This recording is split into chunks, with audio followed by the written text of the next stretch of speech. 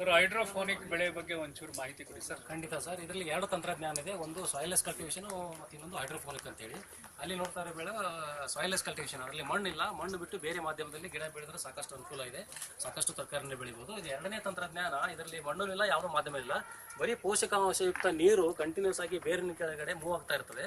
ಇದರಿಂದ ಈ ಪೈಪಲ್ಲಿ ನೀರು ಹೋಗ್ತದೆ. ತಾವುಗಳು ನೋಡ್ಬೋದು, ಇಲ್ಲಿ ಬೇರುಗಳು ಬಹಳ ಆಳವಾಗಿ ಬೇರುಗಳು ಬಿಟ್ಟಿರ್ತದೆ. ಇದರಲ್ಲಿ ಇಲ್ಲಿ ಈ ಪೈಪ್ಗಳಲ್ಲಿ ಪೋಷಕಾಂಶಯುಕ್ತ ನೀರು ಕಂಟಿನ್ಯೂಸ್ ಆಗಿ ಫ್ಲೋ ಆಗ್ತಾ ಇರ್ತದೆ. ಹಿಂಗಾಗಿ ಬೆಳವಣಿಗೆ ಫಾಸ್ಟ್ ಆಗಿ ಹೆಚ್ಚಿನ ಇಳುವರಿಯಿಂದ ನಾವು ಇದು ತಗೋಬಹುದು. ಇದು ತಾವು ನೋಡ್ತಾ ಇರೋದು ಪಾಲಕ್ ಸೊಪ್ಪು, ಈ ಥರದ್ದು ವಿವಿಧ ತರಕಾರಿಗಳನ್ನ ಇಲ್ಲಿ ಹಾಕಬಹುದು.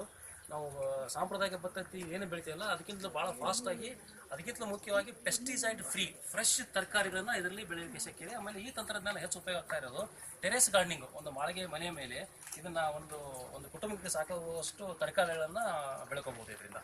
ಹೀಗೆ ನೀರು ಸತತವಾಗಿ ಹೋಗ್ಬೇಕಾದ್ರೆ ಹೌದು ಸರ್, ಈ ಮೆಕ್ಯಾನಿಸಮ್ ಇದೆಯಲ್ಲ, ಸರ್ ಅಲ್ಲಿ ಅದು ವಾಟರ್ ಟ್ಯಾಂಕ್ ಇದೆ, ಅದರಲ್ಲಿ ಒಂದು ಸಣ್ಣ ಒಂದು ಪಂಪ್ ಇದೆ, ಅದು ಕಂಟಿನ್ಯೂಸ್ ಆಗಿ ವಾಟರ್ ಫ್ಲೋ ಆಗ್ತಾ ಇರ್ತದೆ. ನಾನು ಆವಾಗಲೇ ಹೇಳ್ದಂಗೆ ಏರೋಫೋನಿಕ್ಗೆ ಒಂದು ವಾರಕ್ಕೆ 5 ಲೀಟರ್ ನೀರು ಬೇಕಂದ್ರೆ ಇದರಲ್ಲಿ ಒಂದು ವಾರಕ್ಕೆ ಬರೀ 15 ಲೀಟರ್ ನೀರು ಸಾಕು.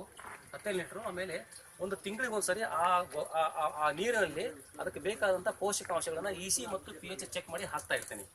ನೀರು ಗೊಬ್ಬರ ಬಹಳ ಕಡಿಮೆ, ಔಷಧಿ ಅಂತೂ ಇದಕ್ಕೆ ಹೊಡೆಯೋದೇ ಇಲ್ಲ. ಅದು ಬಹಳ ಒಂದು ಅಗದಿ ಫ್ರೆಶ್ ಪೆಸ್ಟಿಸೈಡ್ ಫ್ರೀ ತರಕಾರಿನ ಈ ಪದ್ಧತಿಯಲ್ಲಿ ನಾವು ಬೆಳ್ಕೋಬಹುದು.